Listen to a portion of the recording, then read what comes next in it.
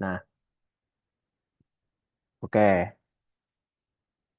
eh oke, jadi besaran si tau ini penting untuk kita meninjau transfer momentum dan dari kuliah McFlu kita tahu rumusnya tau itu adalah viskositas dikali gradien atau perubahan kecepatan ke arah X terhadap sumbu Y.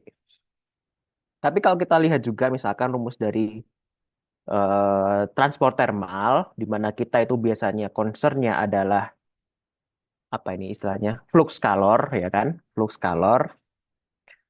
Kita biasanya akan meninjau flux calor dengan persamaan ini kan, persamaan hukum Fourier minus K do tau do Y. Begitu juga kalau kita tinjau transform massa, kita pakai hukum Fick. Nanti adalah ini itu kalau nggak salah namanya flux flux massa apa ya? Pokoknya ini flux ini pasti. Ini flux D DC DY kan bentuknya mirip-mirip. Dan kalau kita lihat satu hal yang penting di fenomena transport ini adalah tiga-tiganya punya unsur gradien sehingga si fenomena transport ini baru akan terjadi ketika ada gradien. Oke, karena kita fenomena konveksi ini erat kaitannya sama aliran fluida, maka kita nggak bisa lepas dari persamaan Navier-Stokes. Di mana di persamaan Navier-Stokes ini kalau kita cek lagi persamaan Navier-Stokes di arah sumbu X, kita punya bagian di daerah sini, ini non-linear. Karena kan di sini kita punya, mungkin kalau yang lebih ke gambar kayak X dikali X dot ditambah Y dikali Y dot gitu kan. Sehingga ini suku yang nonlinear dan karena dia nonlinear, dia itu sifatnya sulit diselesaikan secara eksak, ribet diselesaikan secara eksak. Nah, padahal kita perlu besaran-besaran besaran-besaran ini itu kita perlu di di keteknikan sehingga sekalipun susah diselesaikan, kita tetap perlu tahu besaran-besaran tadi. Nah, orang engineer biasanya melakukan atau menyelesaikan masalah itu dengan cara melakukan pengamatan empiris. Itulah kenapa kalian nanti eh, sebelum masuk ke situ, ini kan kalau kita melakukan pengamatan empiris, berarti kan kita kan akan melakukan eksperimen. Dan dari hasil eksperimen itu nanti kita perlu melakukan korelasi dari hasil-hasil pengukuran yang kita dapatkan. Nah, karena kita melakukan eksperimen, kita perlu melakukan desain eksperimen. Dan kalau kita mendesain eksperimen itu biasanya banyak variabelnya. Dan ini akan jadi masalah karena semakin banyak variabel yang kita ubah, eh, eksperimen yang dilakukan juga akan semakin banyak. Sehingga untuk mengurangi jumlah variabelnya, kita perlu melakukan non-dimensionalisasi persamaan pakai apa cara Buckingham-Pi yang dulu pernah diajarin di kuliah McFlu. Nah, karena kita berhubungan banget sama yang namanya bilangan non-dimensional ini, maka lahirlah itu konstanta-konstanta kayak NU, SC, RE, dan lain sebagainya. Nah, di sini aku coba rangkumkan sedikit eh, besaran-besaran non-dimensional dan fenomena fisis yang terkait dengannya. Misalnya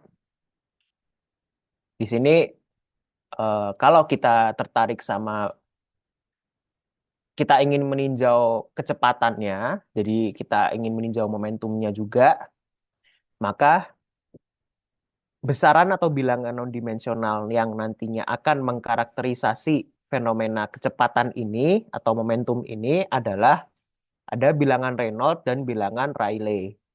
Bilangan Reynolds ini kalau misalkan alirannya adalah aliran paksa, sedangkan bilangan Rayleigh ini adalah ketika alirannya aliran natural atau konveksinya konveksi paksa kalau bilangan Reynolds, Sedangkan bilangan Rayleigh ini kalau konveksinya konveksi natural.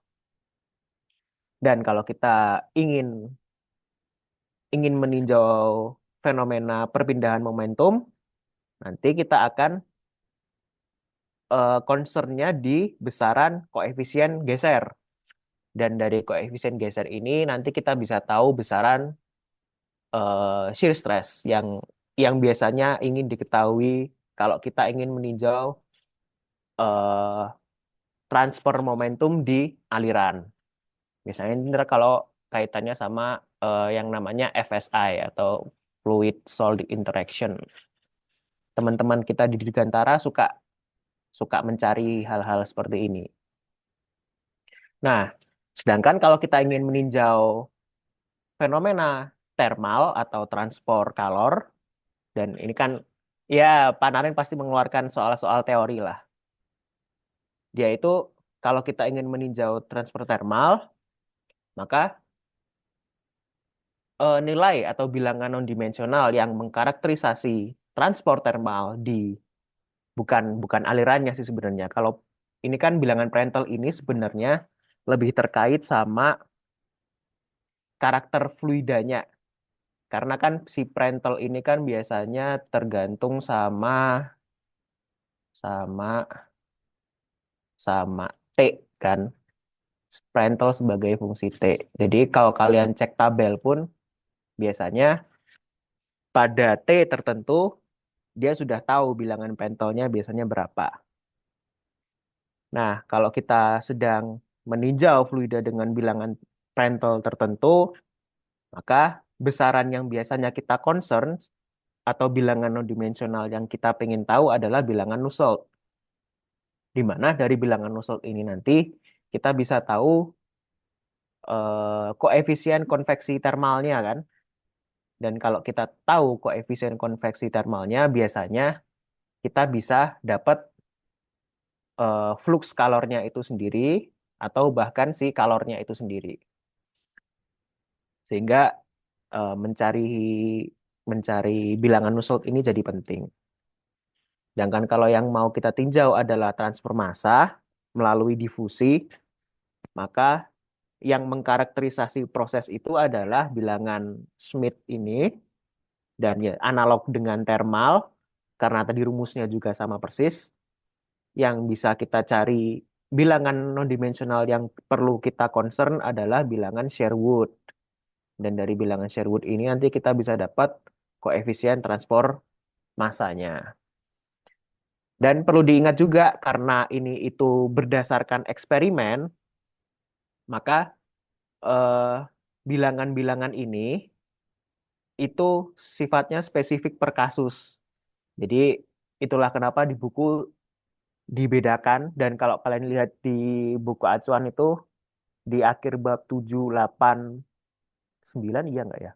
Pokoknya di summary akhir bab itu dia selalu merangkumkan kalau kasusnya begini, atau aku tunjukin aja kali ya.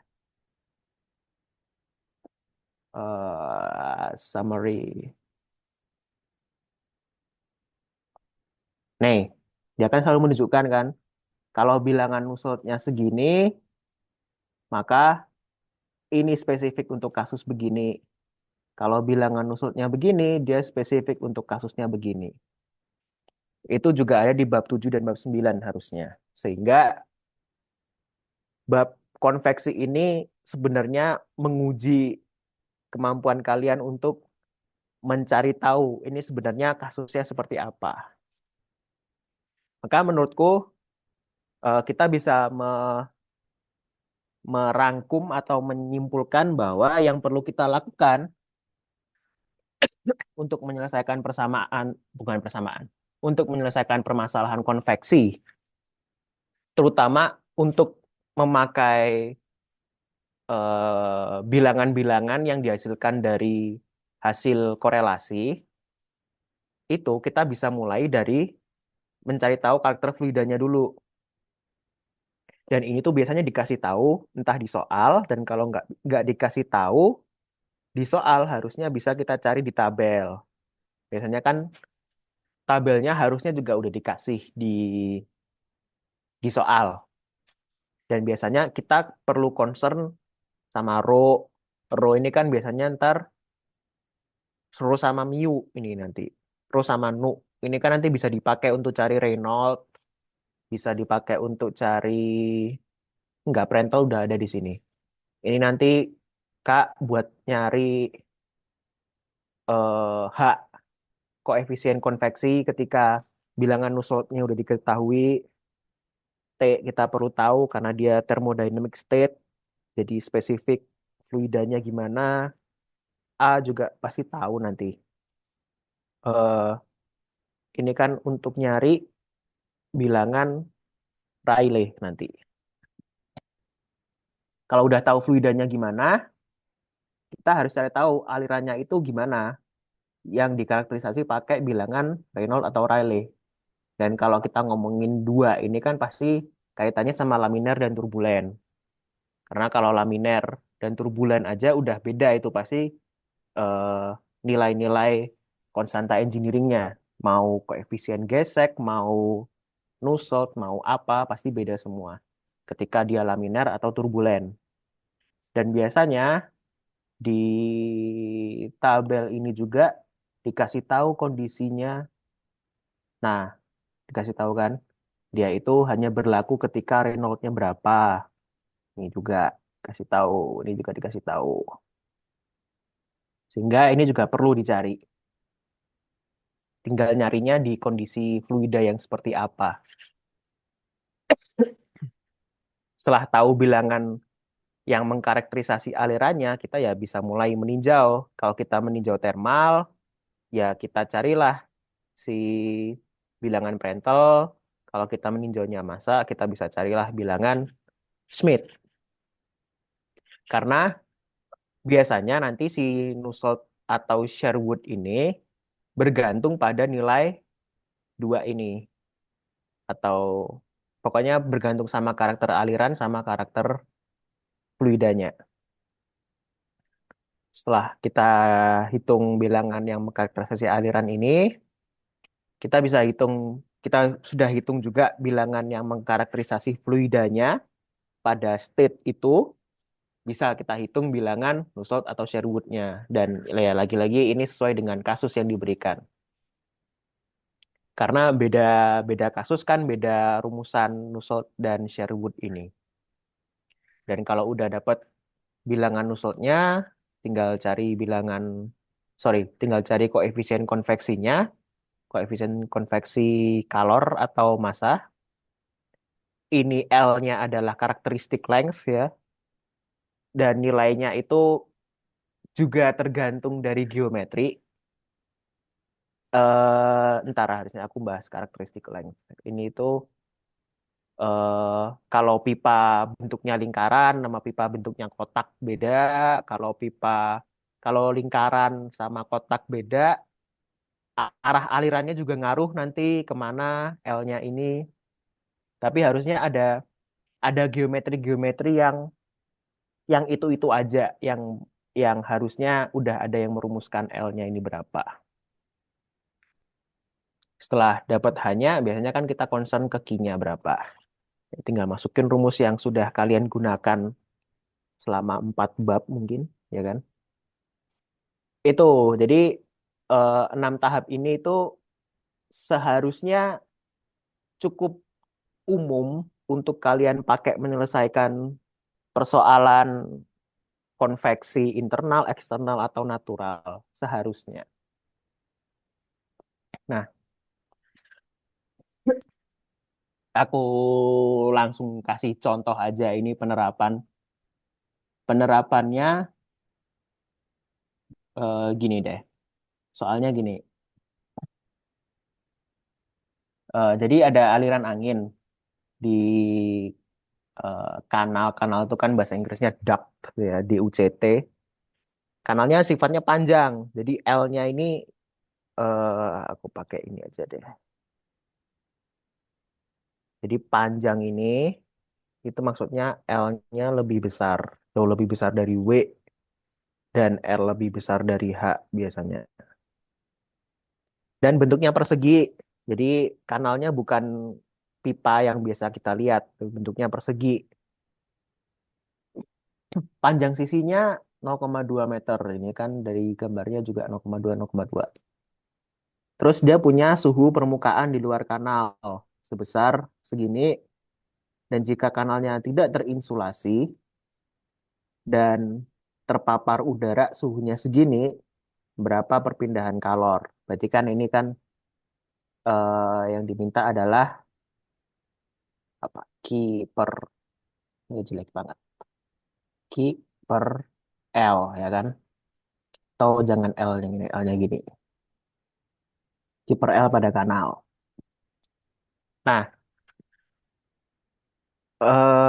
kita lihat di sini kalau dia itu nggak dikasih tahu kecepatan pada ambient air-nya. Ini kita kan nggak tahu. Sehingga kita biasa asumsikan aja karena nggak dikasih tahu dia diam. Sehingga ini jadi konveksi natural kan. Dia konveksi natural. Nah, kalau konveksi natural, kita bisa coba pakai lagi yang tadi aku ceritakan ini. Kita bisa cari tahu dulu karakter fluidanya. Dan di soal, kita cuma dikasih tahu suhu, ya kan? Cuma dikasih tahu suhu. Sehingga kita harus cari di tabel. Dan kita juga harus tahu fluida bekerjanya apa kan. Kalau di sini angin atau udara. Maka kita cek tabelnya tabel udara, jangan cek tabel air. Dan biasanya kalau kita kasusnya konveksi eksternal sih ini biasanya. Internal mungkin kasus-kasus tertentu juga kayak gini. Biasanya kalau kita meninjau konveksi, yang kita tinjau adalah T rata-rata. Atau kalau di sini dia bilangnya adalah T film.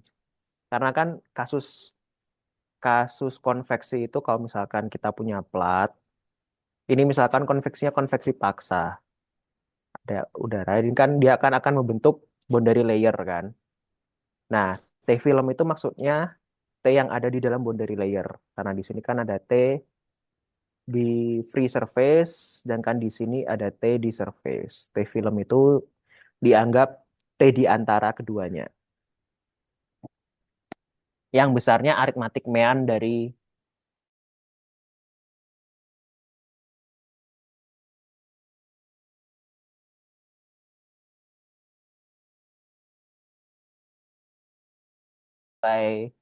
properti fluidanya segini.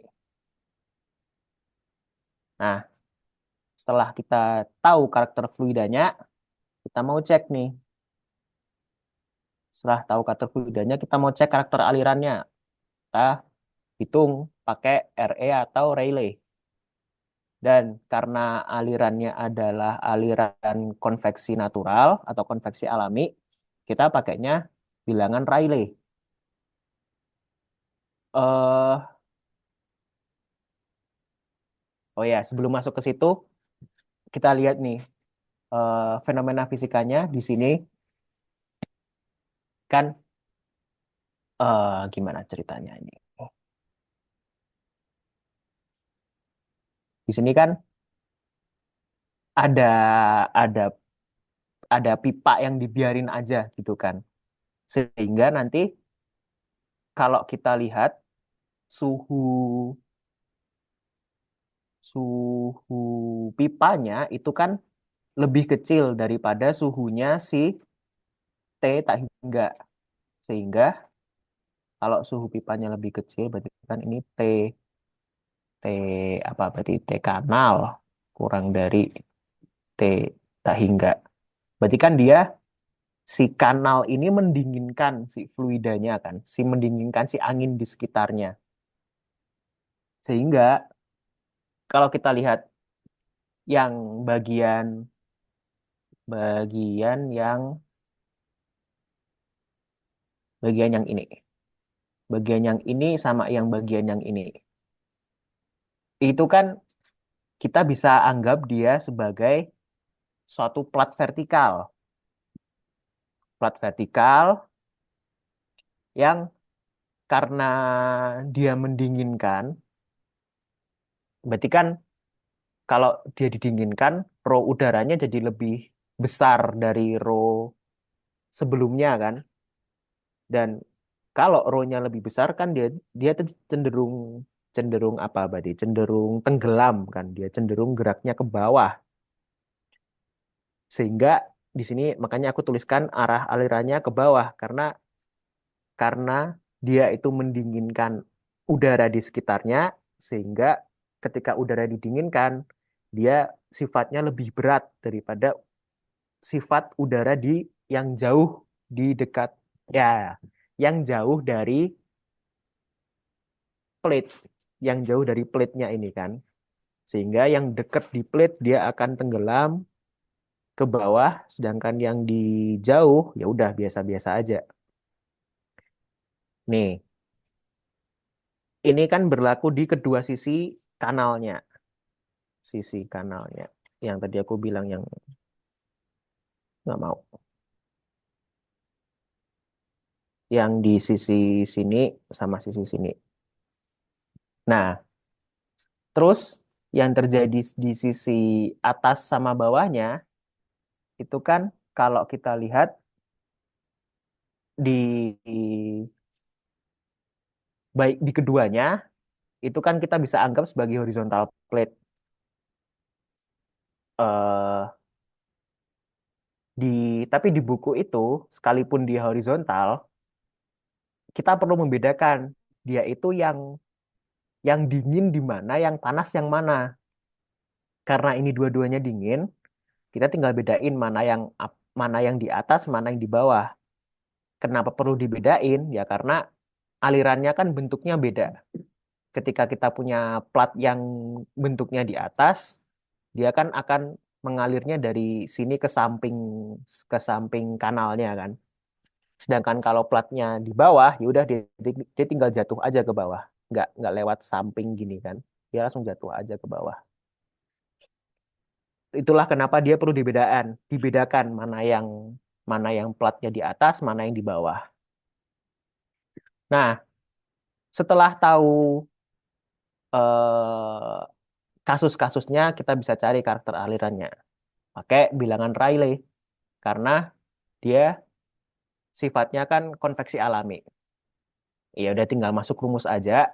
Dan ini kan nilainya sudah diketahui dari kita cari tahu karakter si fluidanya tadi di sini kan sudah kita ketahui semua. Tinggal masukin aja di sini. Mungkin yang belum tahu kan si beta ini.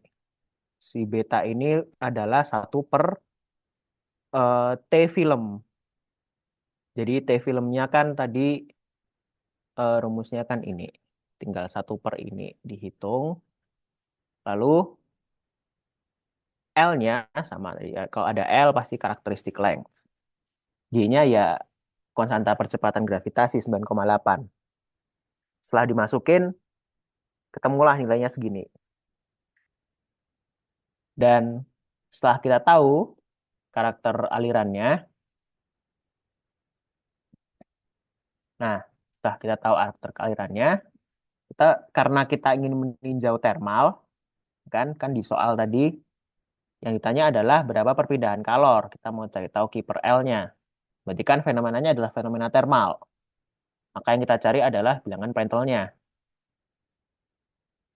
Lalu kita hitung nih, Prandtl-nya ternyata udah dapat dari tabel. Karena udah dapat bilangan Prandtl-nya, bisa langsung aja kita hitung bilangan Nusseltnya. Dan ini aku pakai untuk kasus yang vertical plate dulu. Karena kan kita nanti perlu menghitung 3 kasus ini. Nah, 3 kasus ini itu punya bilangan Nusselt yang beda-beda.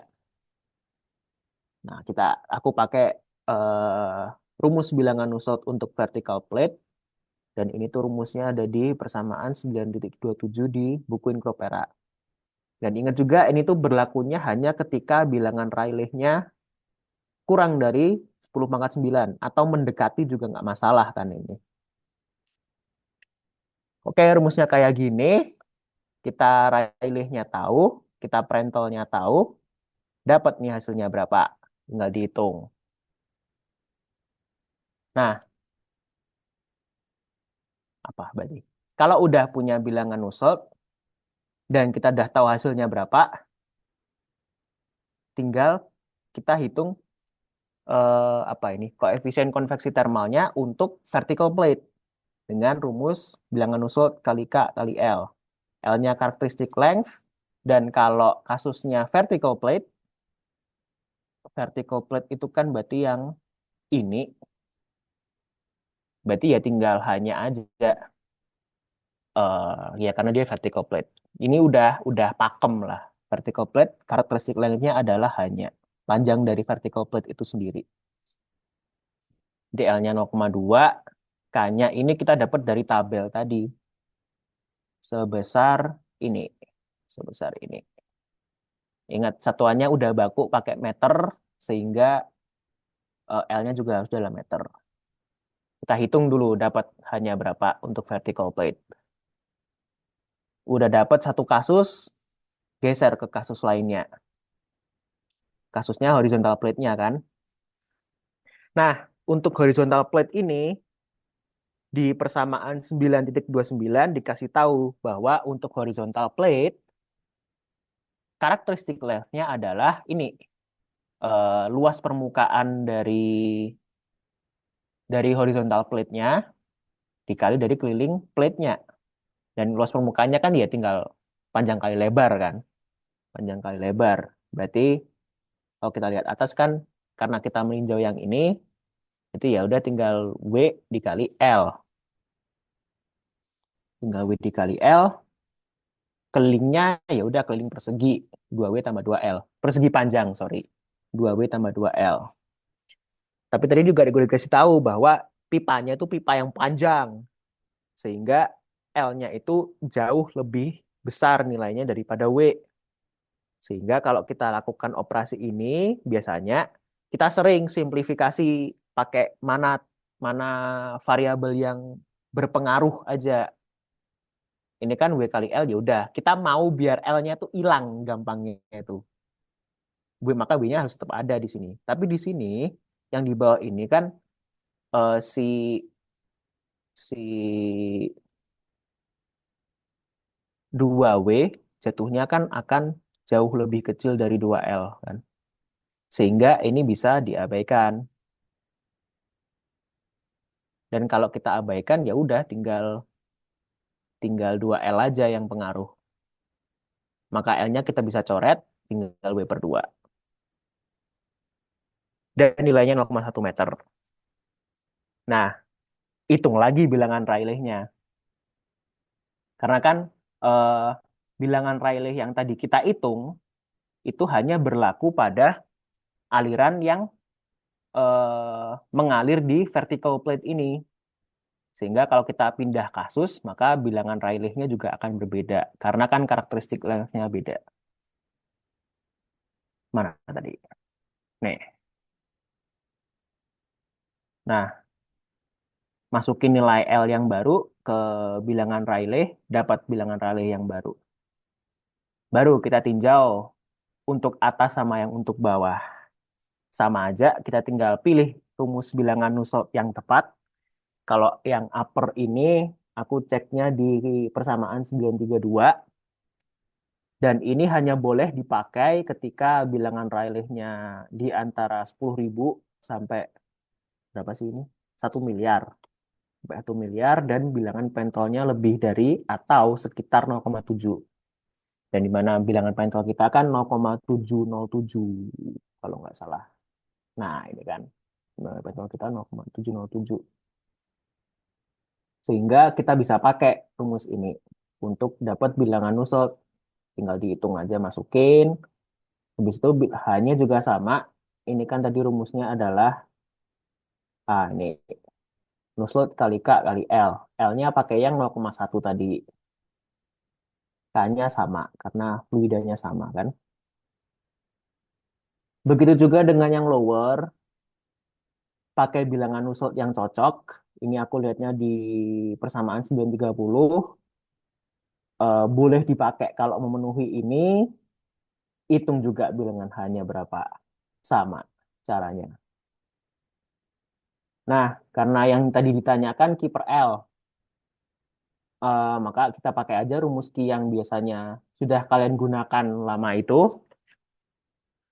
eh Hanya kan berarti tinggal H total kan, karena kan ini tuh sama aja kayak kita jumlahin vertikal tambah yang horizontal, atas tambah horizontal bawah gitu kan, perpindahan kalornya. Tinggal pakai A-nya yang masing-masing. Berarti kan kita karena punya dua plat vertikal, makanya ini dikali dua. A-nya kan berarti kita harus pakai A-nya yang vertikal. Kalau kita lihat lagi, A-nya yang vertikal kan sebenarnya ini dikali ini. H dikali L. H dikali L, terus ditambah dengan yang horizontal, hanya dikali luas penampang si hanya itu sendiri, si platnya itu sendiri. Dan kalau kita cek lagi, ya kadang kita mau meninjaunya yang ini. Jadi kan ya W dikali L gitu. Ditambah yang bawah, karena kan hanya beda. Dengan T, tak hingganya tadi kan berapa? 39 kurangi T surface-nya berapa? Udah tinggal ini L-nya pindah ruas. Ini hitung, selesai. Dapat kiper L-nya berapa. Gitu. Sampai sini ada yang mau ditanyakan nggak? Kak, saya izin bertanya. Boleh, silahkan. Tadi untuk saya ingin bertanya mengenai panjang karakteristik. Kalau itu Oke, panjang karakteristik itu emang tiap geometri sudah pasti itu nilainya yang digunakan itu diameter atau panjang itu apakah sudah ada nilai bentuk pastinya atau gimana ya kak? sudah ada harusnya. Biasanya kan kita itu concernnya biasanya kan bentuknya lingkaran. Terus lingkaran ini kan bisa bisa aja alirannya begini atau yang aliran dalam pipa gitu kan. Kita punya pipa, ini lingkaran, alirannya ke dalam gini. Jadi ini kan beda ini. Ini kan maksudku alirannya pipanya itu pipa horizontal gitu. Jadi dia akan alirannya akan gini, sedangkan ini aliran internal ya kan. Tapi pipanya bentuknya cross sectionnya lingkaran. Ini tuh panjang karakteristiknya diameternya. Terus biasanya ada juga tuh yang kalau pipanya kotak. Ini aku lupa sumpah.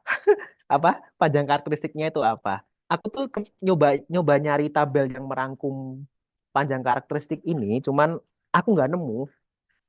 Tapi harusnya eh kalau yang nggak umum gini semoga aja nggak keluar. Atau kalian kalau mau ya carilah yang ini tuh apa karakteristik lengthnya. Tapi pasti besarnya segitu. Dan ini tuh selain bergantung sama geometrinya kan juga bergantung sama arah alirannya kan. Ya kayak tadi eh Ya kak, vertik soalnya vertikal sama horizontalnya ya beda. ya kan. Kayak tadi yang vertical plate ini kan ini kalau arah alirannya ke sini sama kalau platnya datar gini kan, arah alirannya ke bawah gini kan L-nya L ini tidak sama dengan L ini ya kan. Gitu. Tapi besarnya pasti segitu. Oke kak, terima kasih. Aku lupa tapi apakah jadi ada istilahnya itu karakteristik length sama istilahnya lagi itu hydrodynamic kalau nggak salah. Hydrodynamic length. Nah, kebalik. LENGTH. Nah, ini coba kalian ulik deh. Apakah rumusnya sama atau beda? Aku lupa. Pokoknya either either karakteristik atau hydrodynamic. Coba aja. Gitu. Ada lagi? Sebenarnya saya punya satu pertanyaan lagi kak. Itu Boleh. mengenai cara pada tugas yang kemarin gitu kak. Nah, itu coba tanya Wilbert ya. Oh oke Di kak. sini ganti Wilbert. Oke, nanti saya bertanya Ya, aja. kita lihat apakah Wilbert akan membahasnya. Oke, terima kasih kak. Gimana? Ada lagi pertanyaan? Kalau belum ada, aku ganti Wilbert nih. Wilbert gimana? Sudah siap? Siap, siap. Oke, apa ganti kamu dulu lah ya? Oke. Silahkan, the time is yours. Hmm,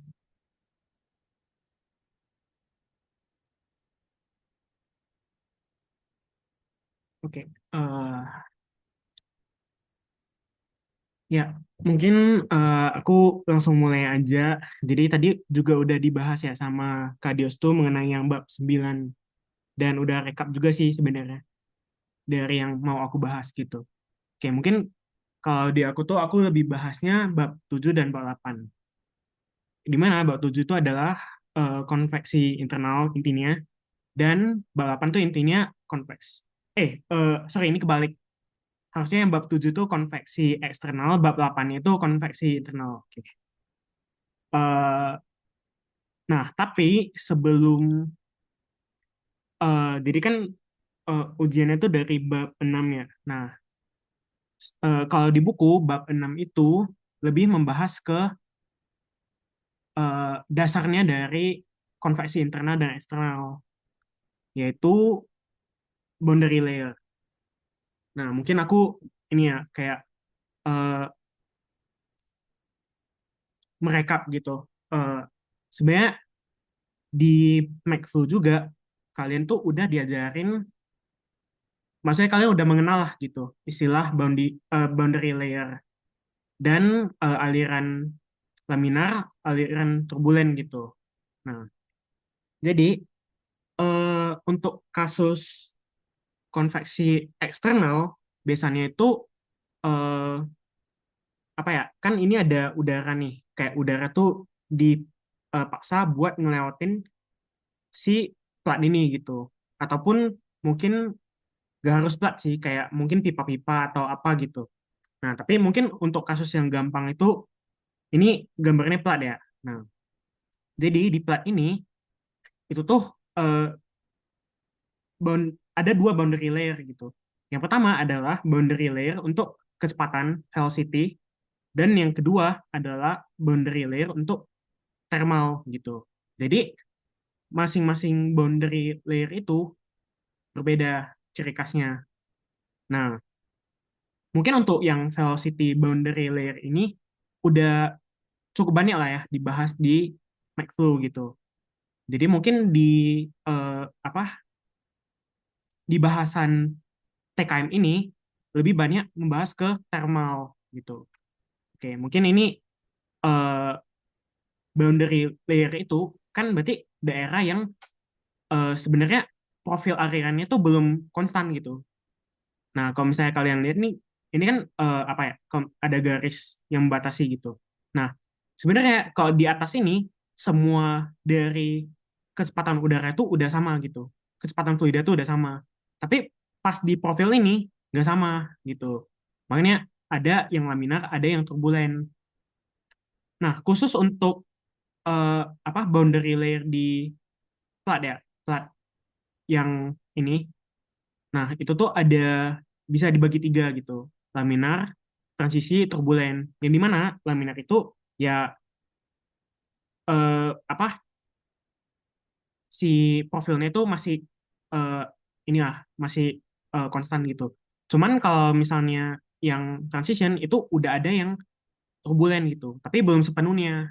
Nah, yang di turbulen baru benar-benar kayak ngacak gitu si aliran udaranya.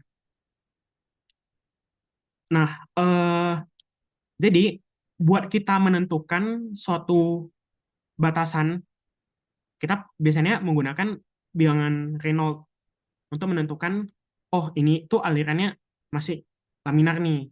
Oh ternyata untuk segini tuh, untuk bilangan Reynolds segini tuh udah turbulen gitu. Nah untuk batasannya itu sebenarnya ada di buku sih.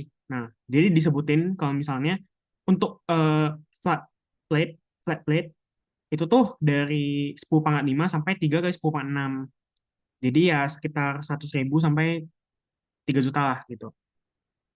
Tapi untuk merepresentasikan batasannya, biasanya umumnya tuh diambil 5 ke 10 5 gitu. Nah, untuk boundary layer sendiri, itu tuh diwakilkan sama delta. Nah, delta ini itu tuh untuk kecepatan, untuk boundary layer kecepatan nih. Delta ini artinya dia setinggi apa sih gitu, si ininya, si boundary layer-nya. Nah, ada juga yang thermal, karena boundary layer tuh ada dua kan tadi.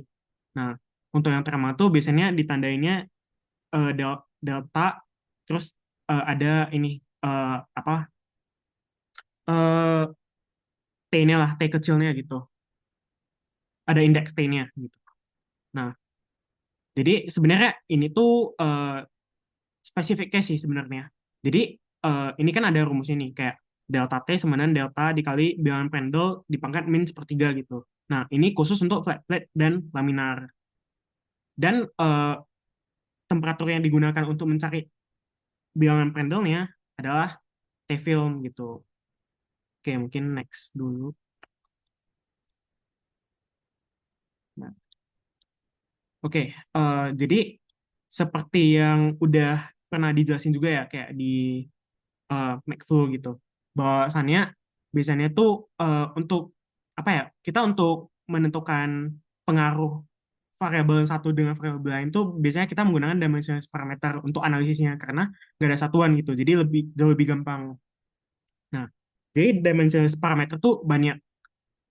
Jadi mungkin sebelumnya kalian udah tahu lah ya Biot number pas konduksi transient gitu. Cuman untuk specifically bab 6, bab 7, bab 8, bab 9, kita udah nggak menggunakan bio number nih, gitu. Dan masih banyak sih kayak eh, bilangan-bilangan yang nggak ada dimensinya gitu. Next. Oke, ini juga contoh dari dimensionless parameter ya. Cuman kita di bab 6, 7, 8, 9, 6, 7, 8 tuh fokus ke tiga bilangan ini aja. Yang pertama adalah Nusselt number, kayak yang udah dijelasin sama Kak Dios tadi, Prandtl number, sama Reynolds number nih. Mungkin yang kalian paling tahu tuh Reynolds number gitu. Oke. Nah, Prandtl number ini kalian bisa dapetin dari properties dari si fluidanya itu gitu. Nah, jadi kalau misalnya mengacu ke buku Incopera, itu tuh bisa dilihat di tabel A4, A5, A6, A7 gitu untuk nyari parameter-parameter ininya gitu.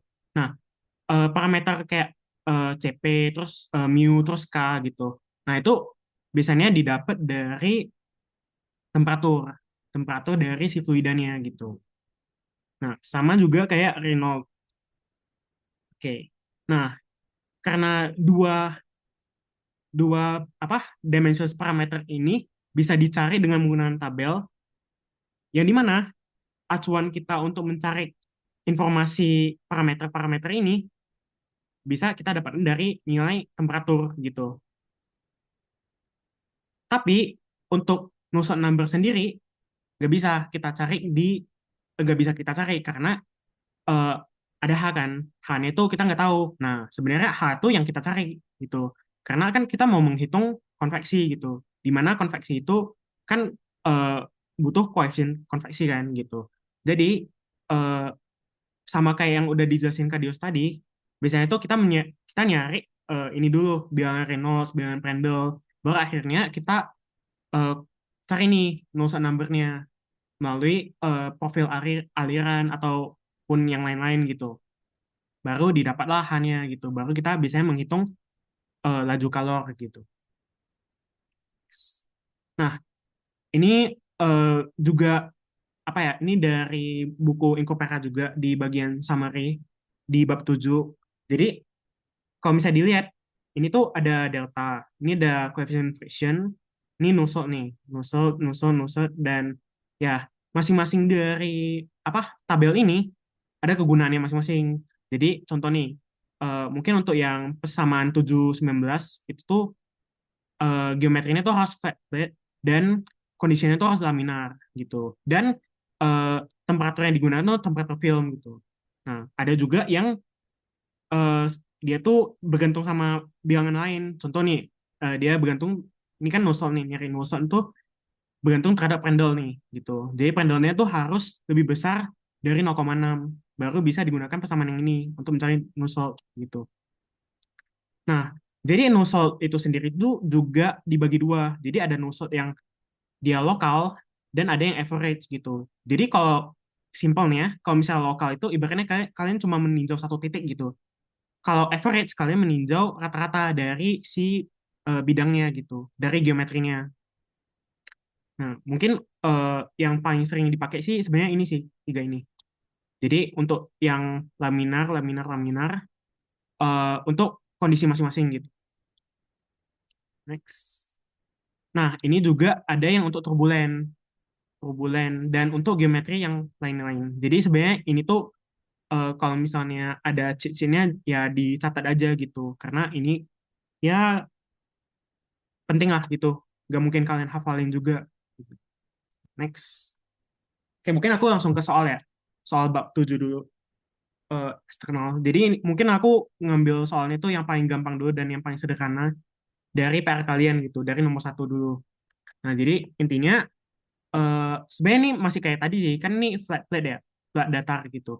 Jadi udaranya itu suhunya 20, sedangkan platnya itu suhunya 80. Berarti suhu dari si plat ini lebih tinggi kan dibanding udara. Jadi logikanya si plat ini tuh dia eh, apa mentransfer kalor itu ke udara gitu. Nah, jadi ini juga dikasih tahu kayak kecepatannya berapa dan eh, lokalnya itu di mana gitu. X itu sama dengan 300 mm. Terus kayak ditanya velocity boundary layer, tremor boundary layer, terus ini koefisien gesek, lokal, rata-rata, terus koefisien perpindahan panas konveksi lokal, rata-rata, dan besar perpindahan panas. Oke. Nah, mungkin untuk yang A itu mungkin udah sempat dijelasin juga ya tadi. Jadi kita tuh biasanya untuk mencari eh, bilangan Prandtl, mencari parameter untuk menghitung bilangan Prandtl dan Reynolds itu biasanya kita menggunakan T-film. Ini mana T-film itu adalah TS ditambah T udara dibagi dua gitu. Nah, jadi kalau misalnya di sini kan ini 20, terus ini 80, berarti rata-ratanya kan 50. Nah, ubah ke Kelvin tuh ditambah 273 aja, berarti jadinya 323 Kelvin gitu. Nah, berarti kita mencari parameter kayak nu ini itu di 323 Kelvin gitu, di tabel udara. Nah, jadi intinya dimasukin aja. Jadi kan U tahingganya itu 3 meter per second. Terus L-nya itu 0,3 meter. Baru nu-nya itu dicari dari tabel gitu, dari interpolasi. Soalnya di tabel itu nggak ada specifically di suhu 323. Tapi mungkin ada nih di 300 di antara 300 dan 350. Jadi harus kalian konversi gitu. Bukan konversi apa? Interpolasi, interpolasi. Nah, ini setelah dihitung didapat nih kayak si bilangan Renault-nya itu di sekitar 49.000 gitu. Sedangkan dari dari definisi yang sebelumnya, kalau misalnya di plat datar itu batasan nilai Reynolds dia laminar adalah 5/5 gitu. Yang dimana ini tuh masih jauh dari 5/5. Berarti bisa kita bilang aliran udara di plat ini tuh masih laminar pas ditinjau di 300 mm gitu. Jadi makanya kita bisa menggunakan rumus yang ini nih, rumus yang paling atas untuk menghitung eh, si deltanya gitu, boundary layer velocity-nya. Nah, yaudah intinya dimasukin aja gitu, 5 dikali X dibagi akar bilangan Reynolds dan didapat boundary layer velocity-nya adalah sekitar 0,006 meter gitu. Oke. Karena ini laminar juga, jadi kita bisa pakai yang rumus yang ini, yang tadi di 3 slide sebelumnya. Jadi boundary layer thermal itu sama dengan boundary layer velocity dikali bilangan Prandtl dipangkat min sepertiga. Nah, bilangan Prandtl ini juga bisa kalian dapetin langsung di tabel, jadi nggak usah menghitung lagi gitu. Jadi intinya ya dimasukin aja lah gitu. Kayak ini rada salah sih, soalnya ini harusnya ada minus. Tapi kayaknya hitungnya udah bener. Oke, next. Oke, untuk koefisien gesekan lokal. Jadi kalau misalnya dilihat di ini ya, ini kan koefisien gesek lokal itu dia rumusnya ini kan, berarti bisa kita pakai karena dia masih laminar gitu. Dan untuk soal yang D, dia tuh nanya yang ini, average gitu. Jadi tinggal dimasukin rumus yang ini.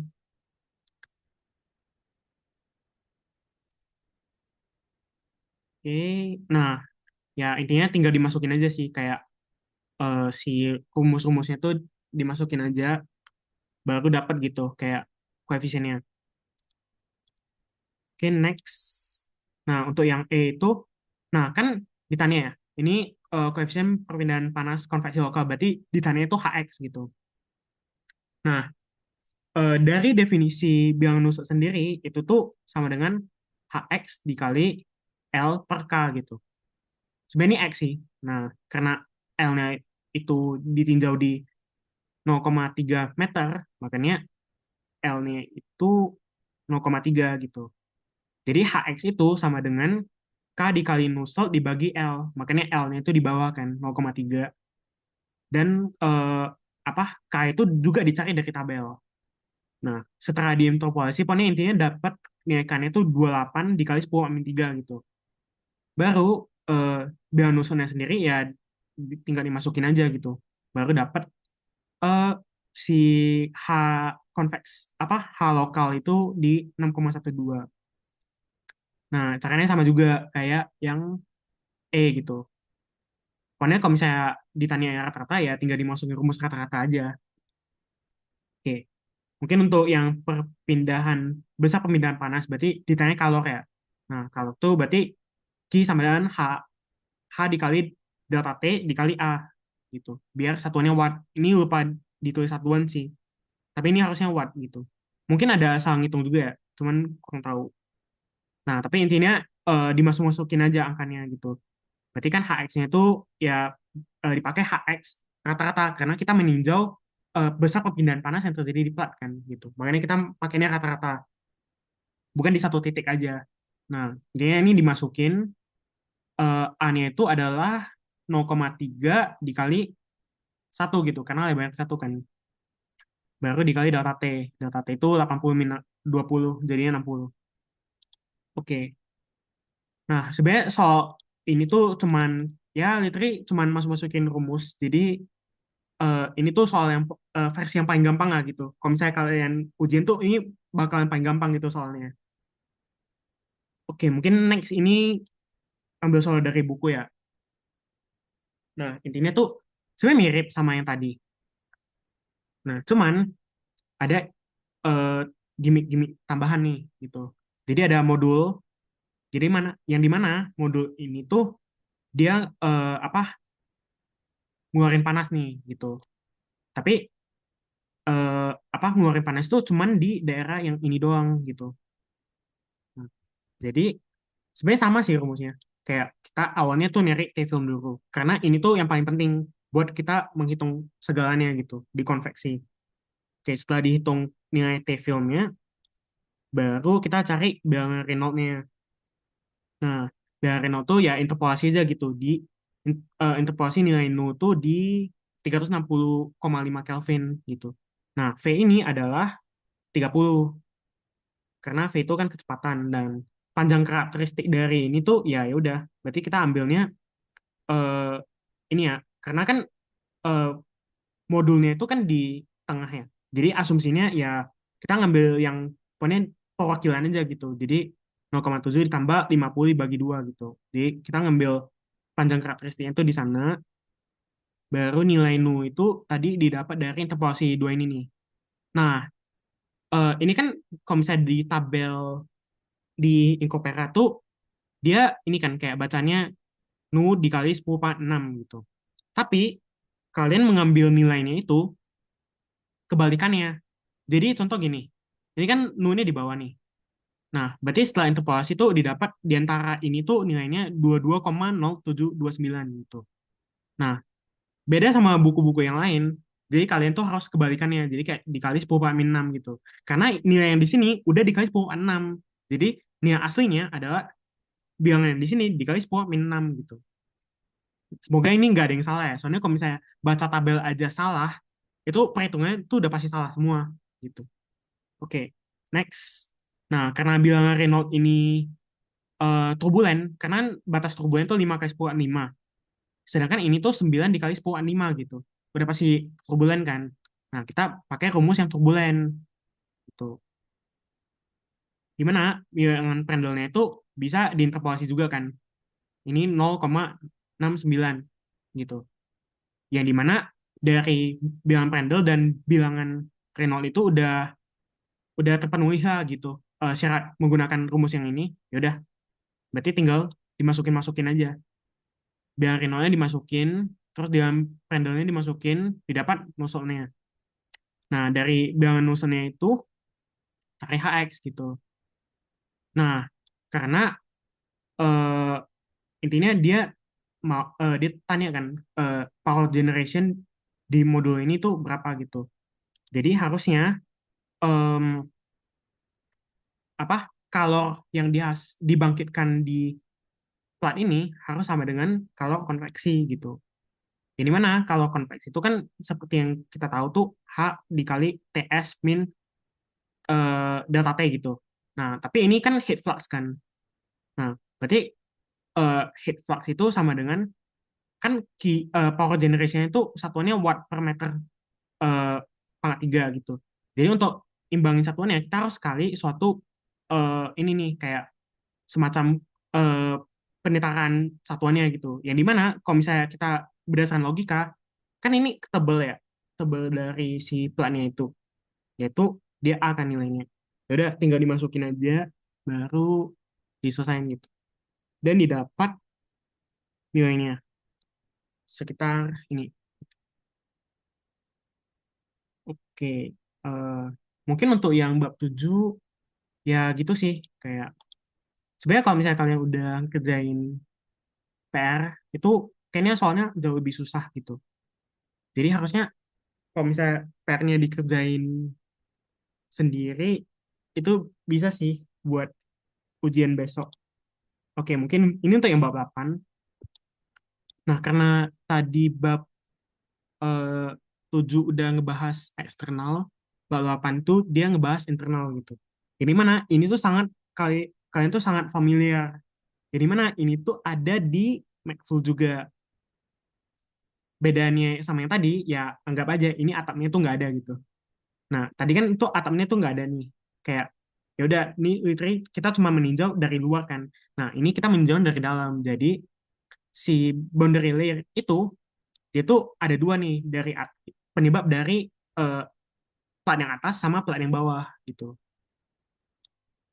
Nah, intinya singkat cerita, sebenarnya apa aplikasi ini tuh di dalam real world itu adalah pipa gitu. Pipa tuh paling sering, apalagi di plan kan. Sorry, bentar. Ini ini share screen aku masih kelihatan nggak ya? Akunnya Masih, nge-freeze. masih. Oh, masih. Oke. So ini ke pause gitu. Bentar.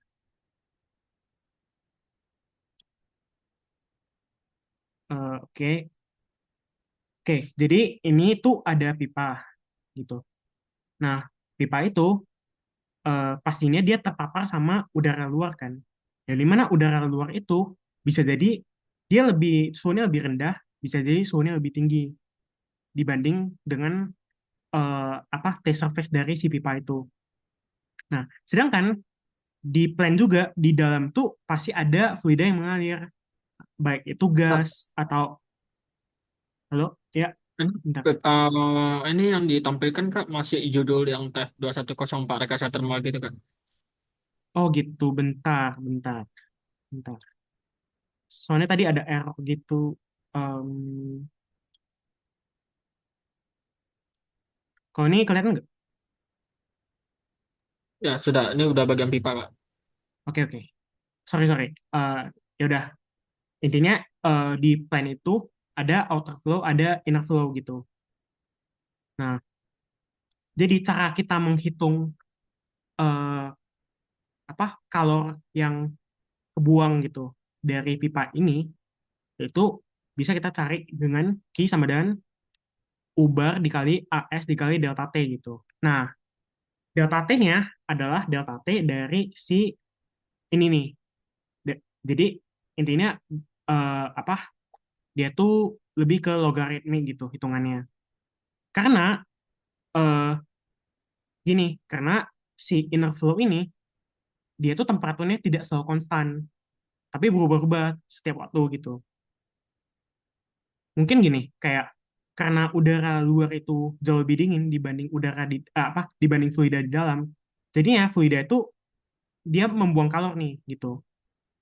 Dia membuang kalor si fluida yang di dalam ini. Yang dimana kalau misalnya contoh nih di pembangkit listrik itu tuh hal yang sangat dihindari karena eh, loss temperatur itu bisa mengakibatkan loss pembangkitan gitu. Jadi pentingnya isolasi gitu dari si pipa. Nah, tapi mungkin untuk kasus ini tuh disederhanain aja. Jadi kasusnya itu cuman terjadi konveksi gitu. Walaupun sebenarnya ada terjadi konduksi juga. Tapi apa mungkin diasumsikan konduksinya itu eh, gak dihitung dulu gitu. Karena kita membahas konveksi dulu. Nah, next. Oke, sebenarnya sama sih kayak eh, bab 7. Jadi di bab 8 bagian summary itu sebenarnya udah cukup lengkap juga. Jadi kayak tinggal kalian catat aja ini semua. Nah, ini juga ada kondisinya juga kan kayak laminar, terus turbulen, dan ada yang fully developed gitu.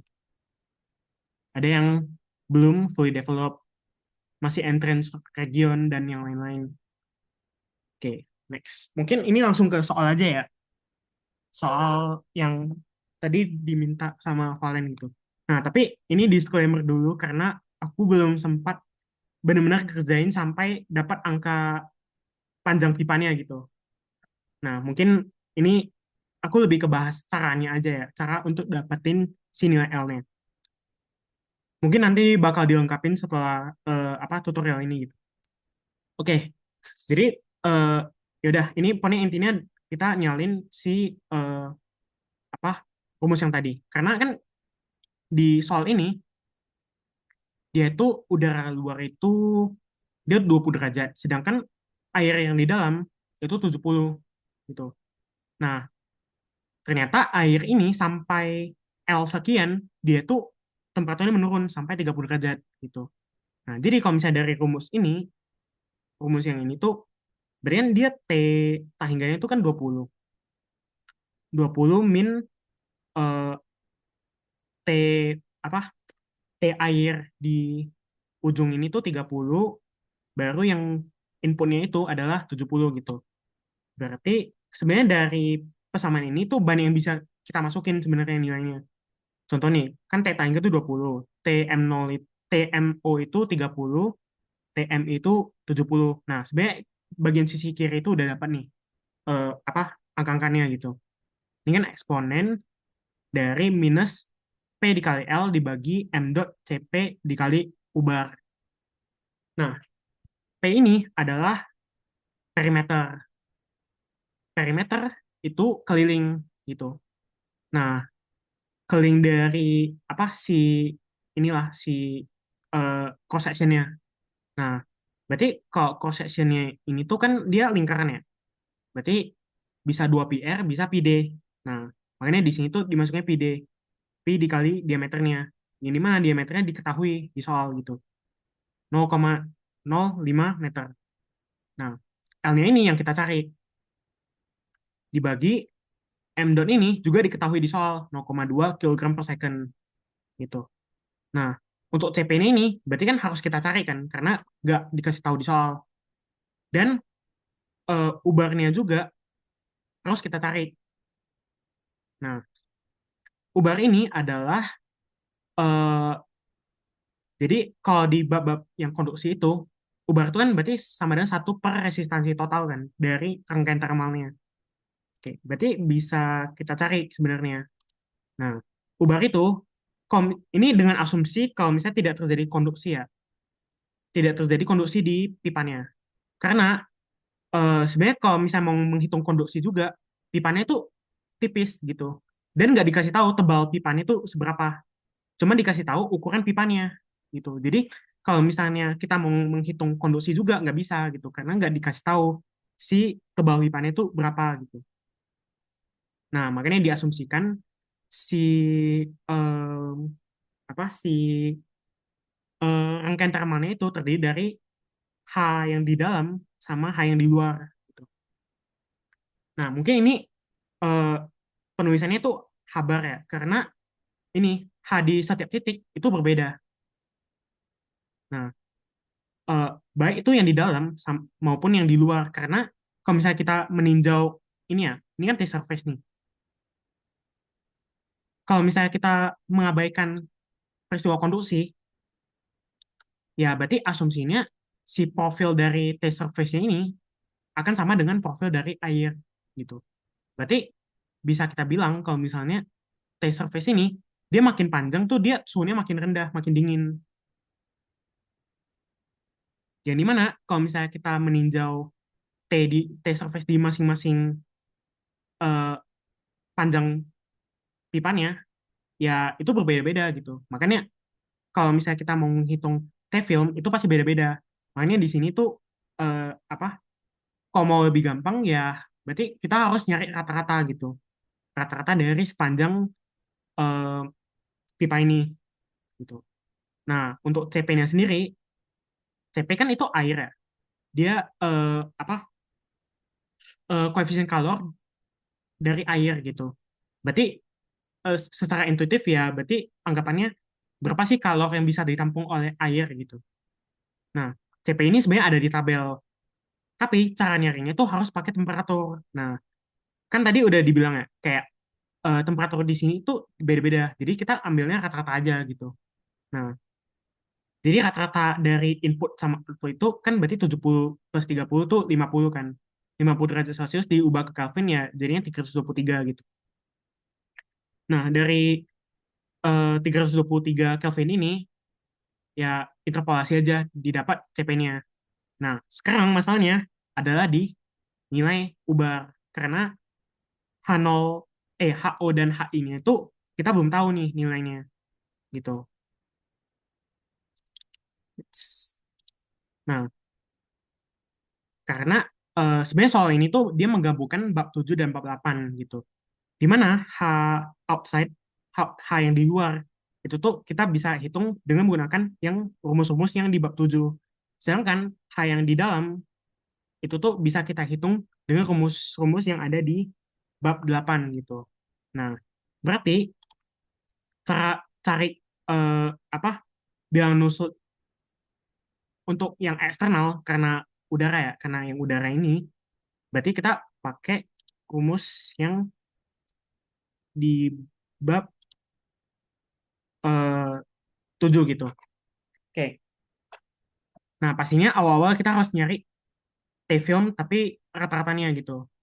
Nah, dengan asumsi kalau misalnya si TS ini bisa diwakili oleh TM gitu. Yang dimana TM tadi adalah rata-rata dari suhu awal pas air masuk sama suhu akhir, akhir gitu, 30. Berarti em, berarti kan 70 plus 30 dibagi 2 kan 50. Nah, 50 ditambah 20 karena T udaranya tuh 20 gitu. Nah, 30 50 ditambah 20 kan 70. 70 dibagi 2 dapatnya 35 derajat Celcius. Nah, dari 35 derajat Celcius ini kita ubah ke Kelvin, jadinya 308 Kelvin gitu. Nah, dari T-film ini bisa kita cari eh, nilai nu nih untuk mencari nilai Reynolds gitu. Kan kita mau tahu juga kan kayak dia itu sebenarnya laminar atau turbulen gitu. Nah, eh, berarti kan nilai Reynolds tuh berarti ini V itu ini ya 20 meter per second. Panjang karakteristiknya ya diameternya aja gitu 0,05. Nah, nu-nya ini didapat dari hasil interpolasi TF di 308 gitu. Didapat nilai segini, baru didapat Renault-nya itu sekitar 60.000. Yang dimana ini tuh sebenarnya eh, kurang tahu juga ini tuh laminar atau turbulen karena ini tuh kan eh, apa silinder kan. Nah, tapi sebenarnya kita nggak terlalu peduliin itu gitu. Yang kita peduli itu bilang nilai Renault-nya berapa. Soalnya kalau misalnya mengacu di tabel ini yang awal banget. Nah, kalau mengacu ke tabel ini, nah ini tuh sebenarnya bisa kita lihat nih kayak batasannya Renault tuh berapa sampai berapa gitu. Jadi sebenarnya kita nggak perlu tahu kayak ini tuh laminar atau turbulen. Nah, yang perlu kita tahu laminar atau turbulen adalah untuk yang flat plate gitu. Soalnya dia tuh eh, emang udah fix bahwa si batasan nilai Renault-nya itu 5 kali 10 5. Tapi sedangkan untuk yang silinder kita nggak tahu nih kayak si batasan nilai Renault-nya berapa. Jadi ya dibaca aja di tabelnya gitu. Kayak kalau misalnya di Renault-nya dia di antara sini, antara 0,4 sampai 4 kali 10 5, kita pakai yang ini gitu. Dan so on gitu. Sampai yang terakhir. Oke, lanjut ke yang tadi. Nah, em, ya udah. Pokoknya intinya karena Renault-nya di angka segini dan Prandtl-nya di angka segini, maka dipakai rumus yang ini gitu. Nah, intinya ini dimasukin aja biar Renault-nya ke sini, Prandtl-nya ke sini, pakai kalkulator dihitung. Nah, setelah didapat nilai eh, Nusselt untuk eh, yang eksternal, kita cari H yang eksternal gitu. Nah, berarti K- KO ini kan bisa kita dapat kan dari 308 ini. Jadi diinterpolasi aja nilai K-nya gitu. Dan nilai D-nya itu ya udah nilai D dari soal gitu 0,05. Nah, intinya berarti H HO ini tuh pasti bisa didapat gitu nilainya. Tinggal dimasuk-masukin aja gitu. Oke, berarti problem kita udah ke soal satu nih.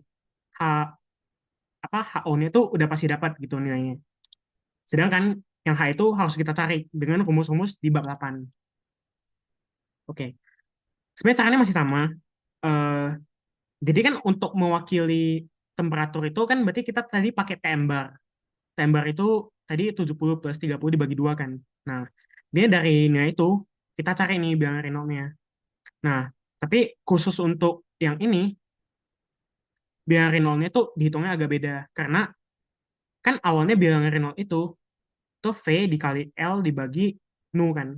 Kinematic viscosity gitu.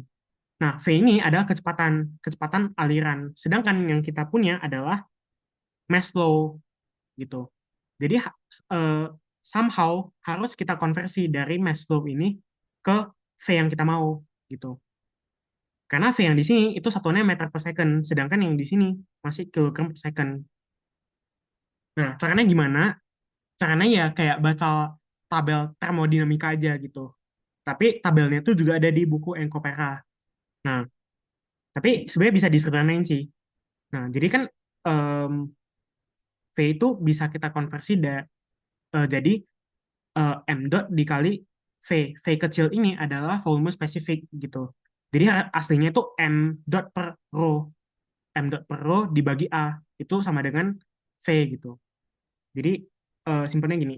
Kan Q itu Q itu debit ya. Q itu debit sama dengan volume ya. Volume itu dibagi T gitu. Jadi mana ini tuh sama dengan eh, luas penampang dikali V. Jadi mana di kasus pipa ini luas penampakan itu selalu sama, yaitu eh, PD dikali L. Nih, PD dikali L. Nah, eh, V ini V ya, V sorry.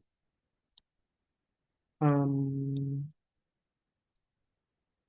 ini tuh V kecepatan, yang di kiri itu V volume.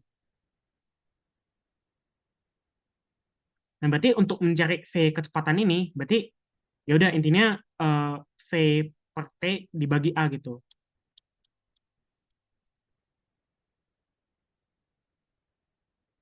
Nah, sedangkan V sendiri itu M dibagi rho. M,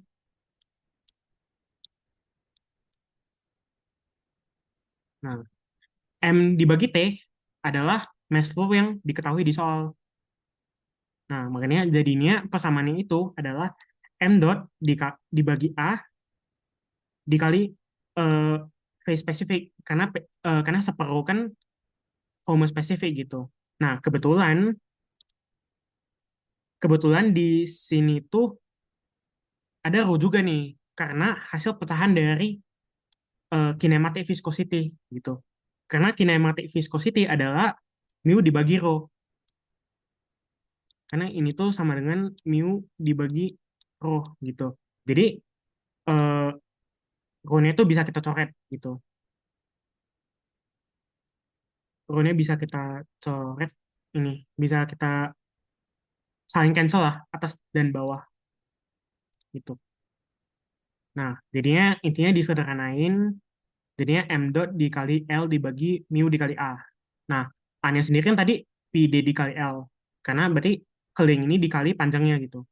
Nah, L ini juga bisa kita eh, cancel gitu, saling cancel. Jadinya rumusnya itu jadi sederhana M dot dibagi mu dikali M dot dibagi mu PD gitu. Nah, intinya dimasukin didapat nilainya 2304 bla bla.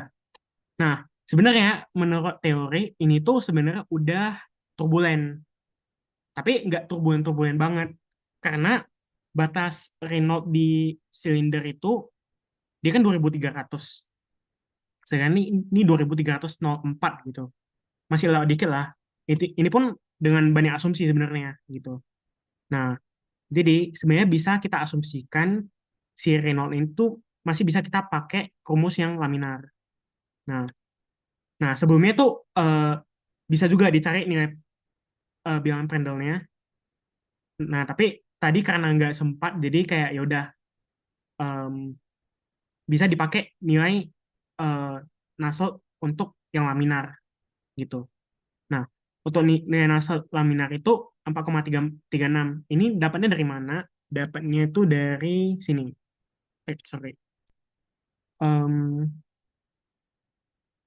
didapatnya itu dari si yang tadi. Em, mana ya? Nah, ini. eh nih, ini kan tadi laminar. Nah, untuk fully developed berarti harus kita asumsikan panjangnya itu harus lebih dari 10 diameternya gitu. Nah, cuman kasusnya ini ada dua nih. Laminar fully developed itu ada dua. Yang pertama adalah uniform heat flux-nya, yang kedua ada uniform TS-nya. Nah, kira-kira kalau untuk kasus kita yang tadi itu lebih cocoknya kemana? Ya, jawabannya lebih cocok ke yang ini nih, yang kedua gitu. Yang uniform heat flux gitu. Sorry, yang pertama. Yang uniform heat flux. Karena TS-nya kan berubah-ubah kan. Eh, apa tadi Pak di asumsi awalnya TS-nya tuh berubah-ubah. Sedangkan udara ini dia selalu konstan nilainya. Udara apa temperaturnya selalu konstan gitu.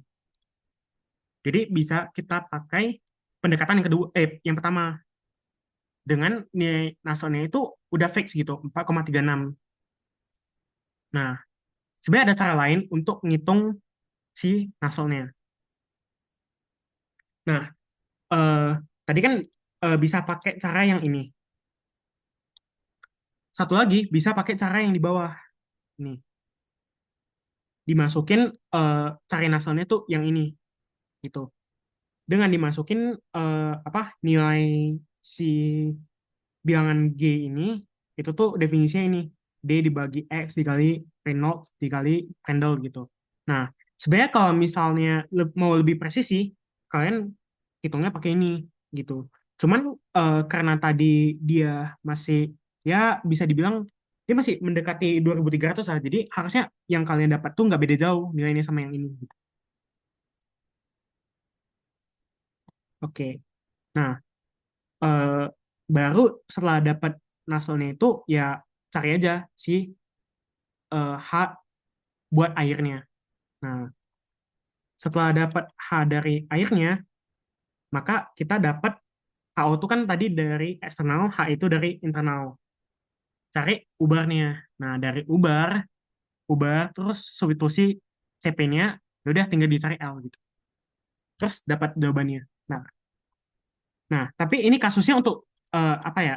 em, untuk yang laminar, apa aliran dalamnya tuh laminar. Nah, seingat gua tuh kayak tahun lalu tuh lebih banyak soal-soal yang turbulen. Nah, bentar. Mungkin gua nge-share yang lain. Bentar. Oke.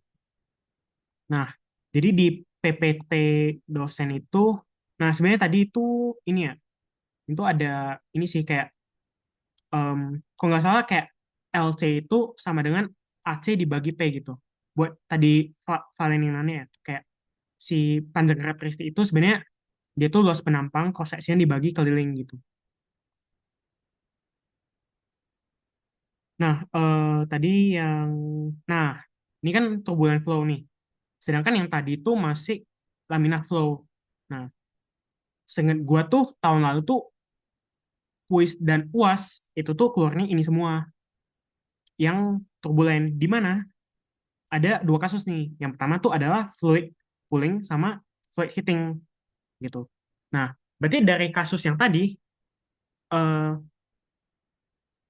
yang terjadi adalah fluid cooling karena si airnya itu mengeluarkan kalor, karena awalnya itu masukannya 70 derajat, keluarannya 30 derajat gitu. Jadi kita makinnya N-nya itu 0,3.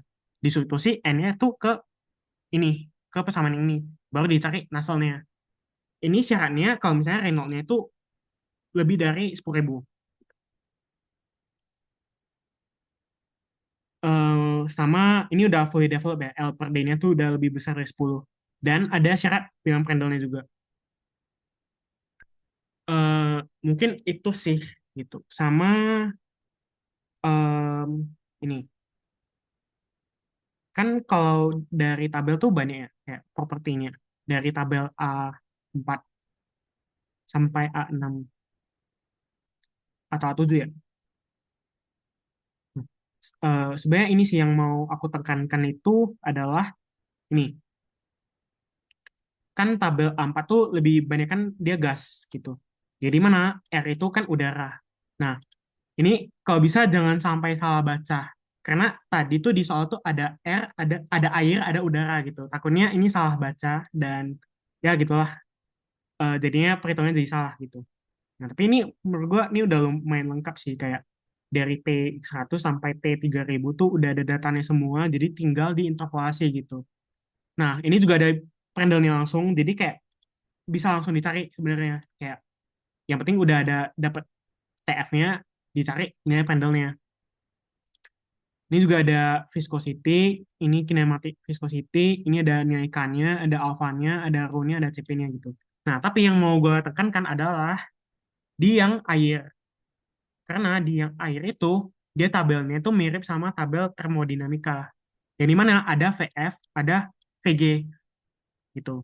Nah, tadi yang digunakan untuk menghitung aliran internal adalah semuanya itu saturasi air. Karena nggak dikasih tahu juga sebenarnya di soal itu, em, aliran airnya itu tekanannya berapa. Nggak dikasih tahu, cuman dikasih tahunya cuman satu temperaturnya doang gitu. Jadi asumsinya eh, air itu ya udah air gitu. Air disaturasi, bukan steam, tapi air. Kalau misalnya steam, bahasanya steam, itu mungkin masih bisa di antara fluid apa fluid dan gas gitu. Tapi kalau misalnya tadi karena tadi dibilangnya air, maka semua perhitungan yang tadi itu kita pakainya yang fluid gitu. Berarti yang di kiri mau itu VF, CP, viscosity, thermal conductivity, Prandtl number, dan yang lain-lain gitu. Ya mungkin em, itu sih kalau dari aku. Ada yang mau ditanyain nggak mengenai bab 7 dan bab 8? Izin bertanya Kak. Oh ya boleh. Ini Kak, kemarin kan saya mengerjakan yang tugas rekayasa thermal kemarin itu. Yang Eh, mana tuh? ini tugasnya kan dia kan ada mengenai pipanya vertikal gitu ya Pak. Ada vertikal gitu. Ya, terus Kemudian kalau di buku Ingropera kan, kalau pipa vertikal kan rumus Nusseltnya kan itu tidak ada gitu ya. Jadi ada salah satu caranya itu kalau nggak salah dia kan konversi dia bisa dianggap sebagai apa bentuk plat datar yang vertikal gitu, tapi dia harus memenuhi sebuah syarat yang dimana itu syaratnya itu kan Kak, sebentar. mungkin boleh di-share screen aja sih. Sebentar Kak.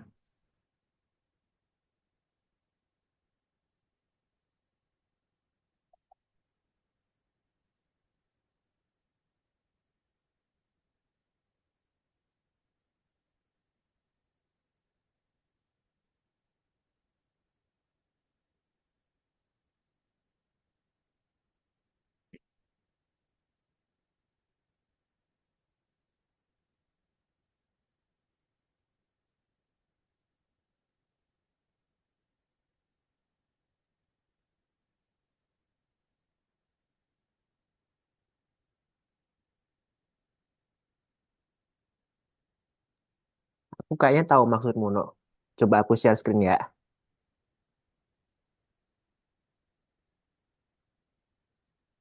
Yang ini kan?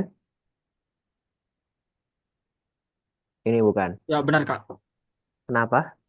Soalnya kalau dari tugas yang kemarin itu dia tidak memenuhi syarat itu Kak. Jadi kan kami bingung setelah ini langkah berikutnya itu Iya. gimana gitu.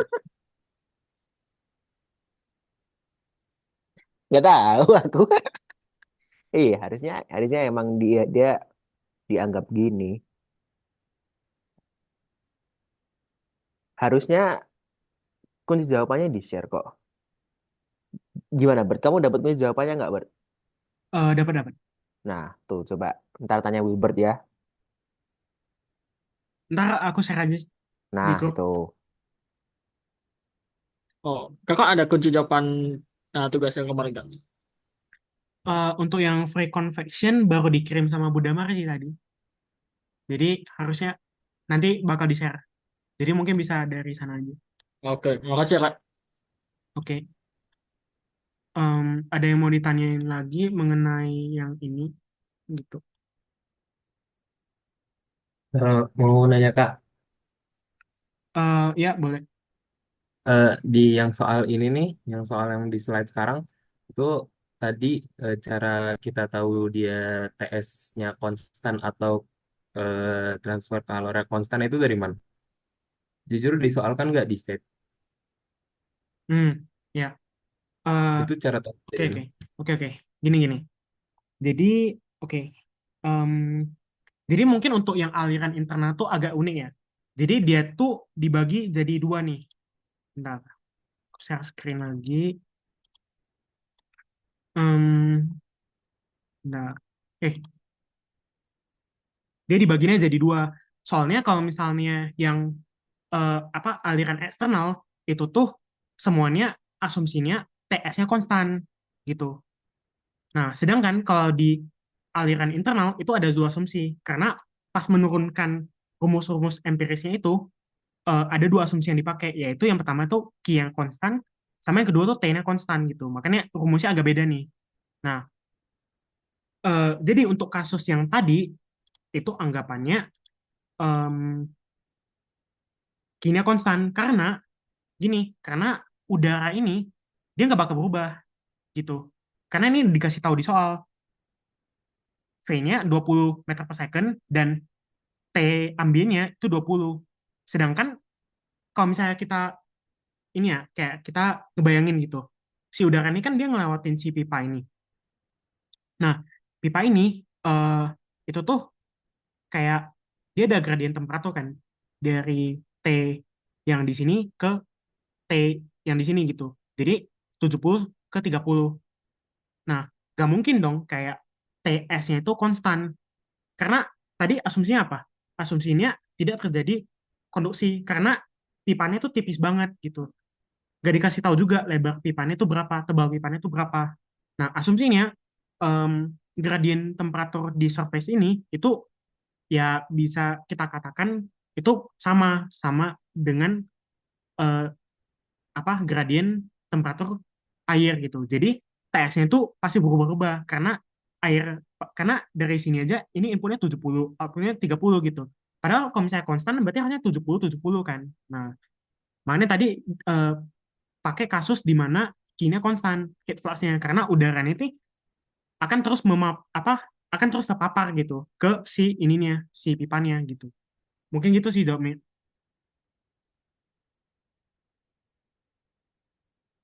Kalau yang TS-nya konstan berarti salah satu caranya itu dia yang suhu masuk sama keluarnya sama ya Kak?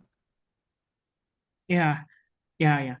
Sebenarnya gini, kayak TS itu kan maksudnya yang kita lihat sebagai TS itu T surface dari si ini nih kan, kayak dinding-dindingnya gitu. Sedangkan T ini tuh T air gitu. Nah, makanya di kasus ini itu sangat spesifik karena eh, asumsinya tadi tuh konduksinya nggak terjadi gitu. Makanya harusnya kalau misalnya eh, TS-nya konstan, berarti harusnya dia bakal ini sama gitu temperaturnya gitu. Mungkin kalau misalnya lebih gampang ngebayanginnya gini, kalau ini kan berarti si udara mendinginkan ini ya, si air. Nah, mungkin bisa aja kasusnya itu dia mungkin lampu LED gitu yang panjang. Nah, lampu ini menghangatkan udara gitu.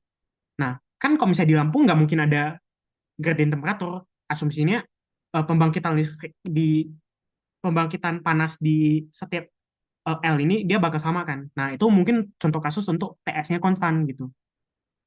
Paham nggak? Ah iya, aman Kak, aman. Oke. Ada lagi yang mau nanya?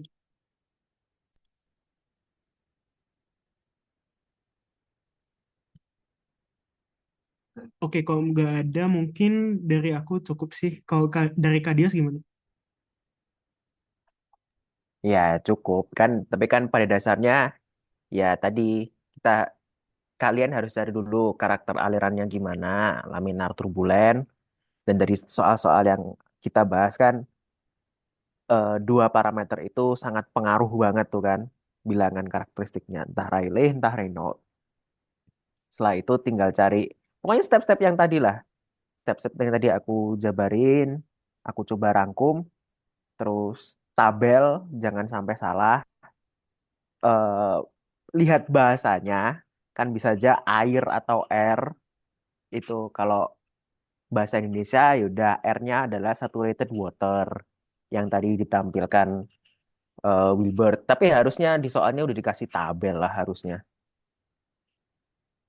Ya itu jeli-jeli aja lihat tabel satuannya tadi cara baca tabelnya juga diperhatiin kan biasanya udah yang ditulis di tabel itu udah dikali 10 pangkat 6 atau 10 pangkat 7 atau 10 pangkat 3 itu jeli-jeli juga jangan sampai lupa.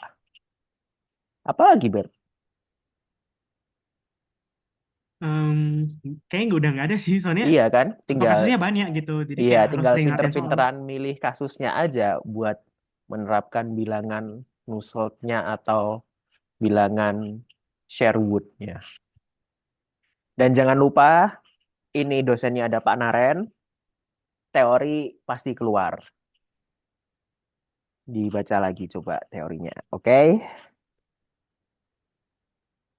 Ya, aku pikir itu aja dari kita untuk malam ini.